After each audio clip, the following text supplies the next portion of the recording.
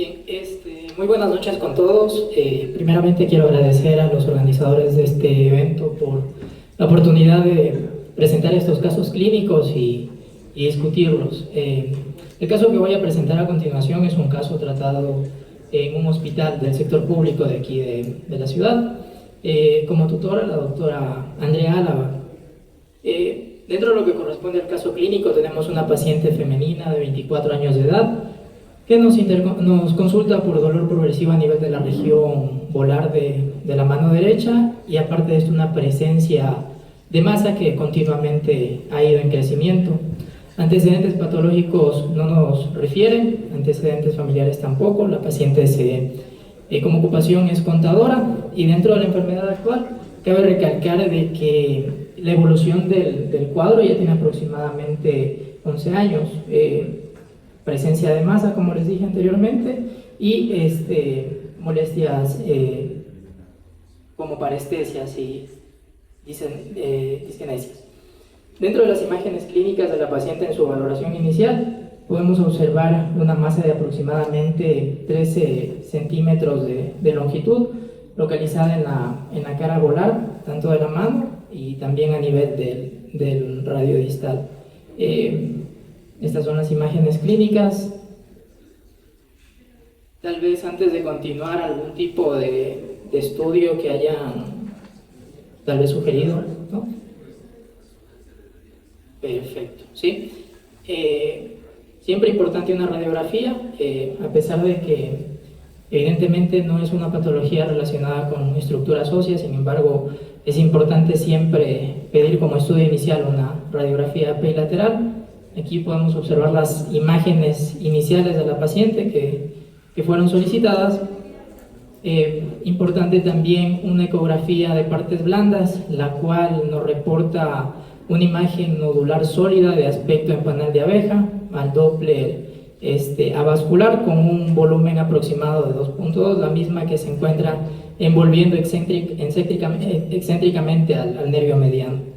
Estas son las imágenes donde podemos evidenciar la descripción que nos hace de la imagen sugestiva en panal de abejas, y posterior a eso también se solicitó una resonancia en donde podemos evidenciar estas imágenes. Tal vez algún comentario con respecto a los estudios solicitados, algún comentario que tengan. Son los diferentes ¿Cuál era la sintomatología del nervio mediano que tenía? La paciente presentaba parestesias.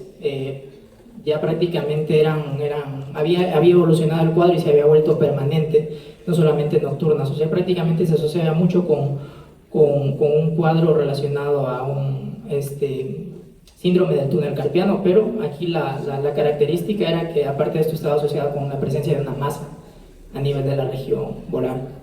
A mí cuando me tocan estos tipo de pacientes con tumores de lento crecimiento y bueno, masas grandes en la mano, me gusta sacarlo del lazo para ver si cuando uno comprime aumenta o no aumenta el volumen. Eso es bastante sugestivo de las malformaciones arteriosas de bajo flujo, que bueno, me ha tocado un par de estas parecidas. Bien. Son las imágenes. Completaría la semiología con la prueba del lazo. Bien, estas son las imágenes con los diferentes cortes de la resonancia magnética, en donde se puede evidenciar la presencia de una masa a nivel del túnel del carpo. El informe que nos reportó la resonancia, un engrosamiento del nervio mediano desde el tercio distal del antebrazo a nivel del túnel carpiano y distal a con una proyección hasta el nivel de la cabeza de los metacarpianos del segundo, tercer y cuarto dedo.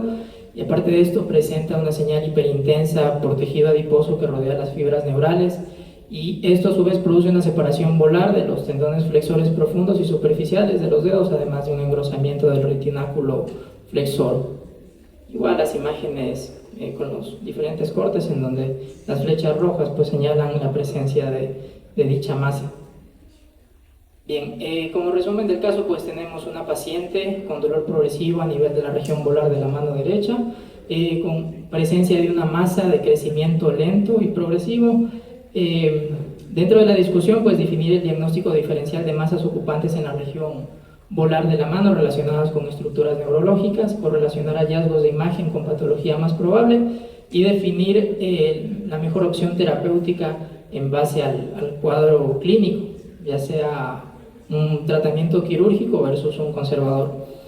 En este esquema de aquí, que me parece bastante importante porque prácticamente nos va a aclarar cómo es la fisiopatología de estas lesiones neurológicas asociadas con crecimiento de tejido adiposo hecho por la Clínica Mayo, podemos observar que van a existir dos tipos de lesiones, las que se pueden presentar intraneural y las que se pueden presentar extraneural. Es importante aquí diferenciar las diferentes capas que van a conformar las estructuras anatómicas de los nervios periféricos, que son el epineuro, que es la más superficial, el perineuro y el endoneuro, ¿sí? Entonces, en base a esta diferenciación anatómica es que vamos a entender mejor. Cuando es extraneural, el lipoma se va a encontrar por fuera del epineuro, que es la estructura más superficial. En caso de que exista un crecimiento intraneural, se puede producir un crecimiento tanto a nivel entre el epineuro y el perineuro, y existen lesiones lipomatosas que van a infiltrar prácticamente las estructuras anatómicas y las fibras neuronales, que van a producir una lipomatosis del nervio. Entonces es importante aquí aclarar y ver en este gráfico cómo es la infiltración que se produce a nivel de las fibras nerviosas, lo cual la convierte en una lipomatosis, ¿sí?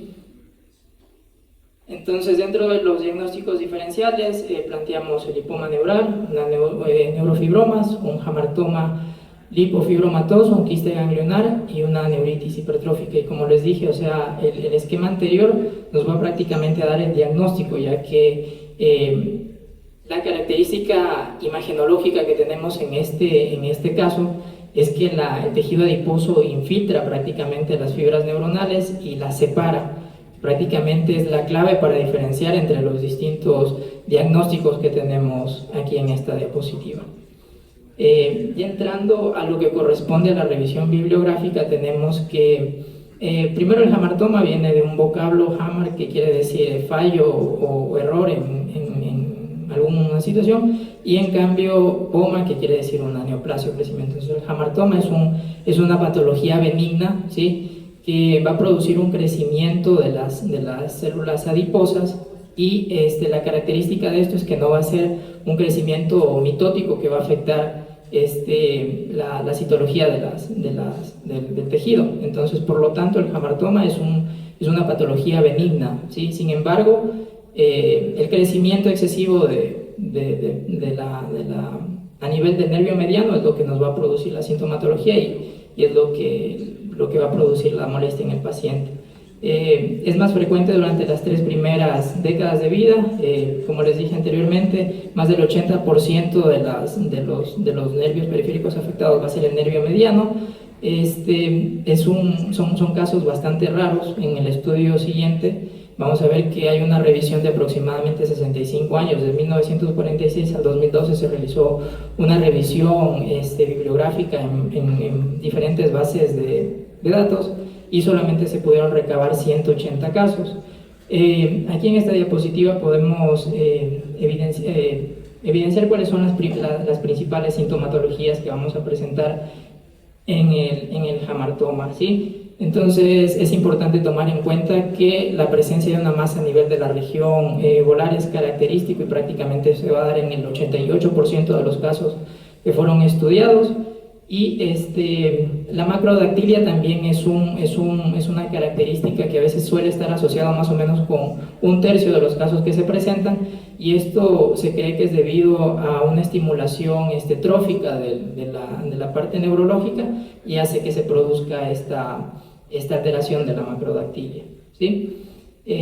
Aquí tenemos los principales estudios que se realizaron en estos 180 casos de la revisión, y podemos evidenciar que prácticamente los de mayor sensibilidad dentro de los estudios imagenológicos es la resonancia magnética. Prácticamente es el estudio gold estándar en este tipo de patologías o alteraciones, ya que nos va a dar prácticamente 2 signos característicos, que uno es el cable coaxial o cable de luz, que es la imagen que se puede evidenciar que está circunscrita en el círculo amarillo, en el corte axial, y en el corte sagital, en cambio, se va a ver una disposición, en el corte sagital o coronal, se puede ver una disposición longitudinal de las fibras nerviosas que están separadas por el tejido infiltrativo adiposo, que simulan una característica de espagueti. Entonces, prácticamente en este tipo de patologías el gol estándar, como ya lo habían dicho el panel, la resonancia magnética, y con esto prácticamente buscar estos dos signos